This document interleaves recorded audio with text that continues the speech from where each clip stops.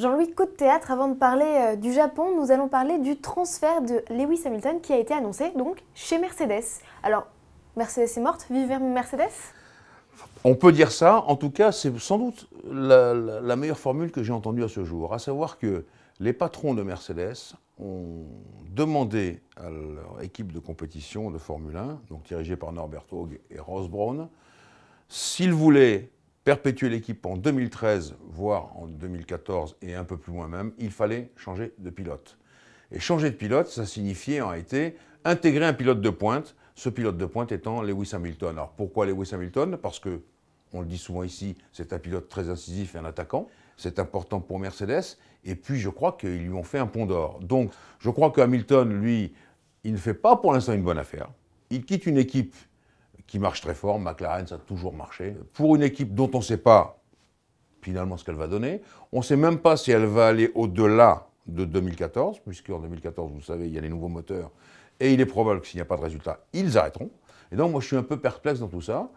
La deuxième chose, c'est le départ de Michael Schumacher, dont il faut bien voir qu'il le pousse vers la sortie. Je crois que Michael, il voulait encore rester. Je crois qu'il lui paye son contrat, son dédit de sortie. Je pense qu'il aurait préféré conduire. Je crois qu'il est un peu amer de tout cela, mais je pourrais vous en dire plus quand on aura vu tout ce petit monde à Suzuka à la fin de la semaine. Alors l'autre information, c'est l'arrivée de Sergio Pérez à la place de Lewis Hamilton. Alors, c'est quand même un pilote qui a été recruté par Ferrari, enfin, qui a fait l'école de pilotage Ferrari. Est-ce que c'est pas une grosse prise de risque pour la Scuderia? Eh bien moi je dirais qu'au contraire non. Bonne manœuvre de la Scuderia qui place probablement Pérez pour 3 ans chez McLaren, où il va se faire encore un peu mieux les dents, où il va bien comprendre comment fonctionne le système McLaren, car il y a un système McLaren, et peut-être qu'il reviendra un peu plus fort encore chez Ferrari. Pour l'instant, c'était aussi difficile de le garder, Pérez, à partir du moment où la Scuderia ne souhaitait pas l'intégrer à côté de Fernando Alonso. Et donc je pense que Sergio, il fait lui la bonne opération aussi. Il va gagner de l'argent, il aura sûrement une voiture compétitive, et donc pour lui, la route vers le succès est ouverte. Jean-Louis, quid de Jules Bianchi? Est-ce qu'on pourrait le revoir l'année prochaine? Alors attention, on parle surtout de Lewis Hamilton et de Michael Schumacher, forcément. Tout ça, ça va quand même déclencher une petite cascade de transferts, parce qu'on a toujours le volant de Massa dont on ne sait pas ce qu'il va venir. Les indices, mais Michael Schumacher va revenir chez Ferrari. Franchement, je ne sais pas s'il faut y croire ou pas. Moi, pour l'instant, je n'y crois pas. Ça va sans doute se déclencher de tous les côtés.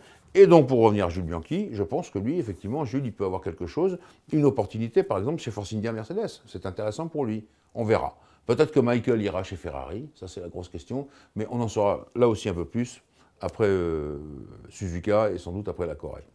Justement, Suzuka, c'est un tracé qui, comme beaucoup d'autres, a une histoire. Quelle est-elle, Jean-Louis? Elle est simple, hein, c'est Monsieur Honda qui voulait faire de bonnes voitures de série et de bonnes motos de série, il ne faut jamais oublier ça, qui a demandé à l'architecte qui était à l'époque à la mode pour faire les circuits, certainement pas Hermann Tilke, mais John Hugenholz, il a dessiné Suzuka pour tester au mieux toutes les voitures, donc les motos de Monsieur Honda qui sortaient de ses usines. C'était ainsi qu'on essayait tous les prototypes de machines.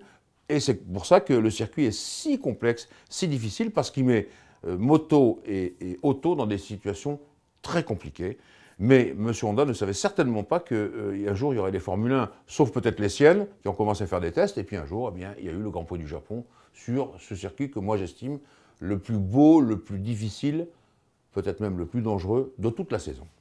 Alors justement, pourquoi est-il si dangereux, si exigeant? Qu'est-ce qui fait sa particularité?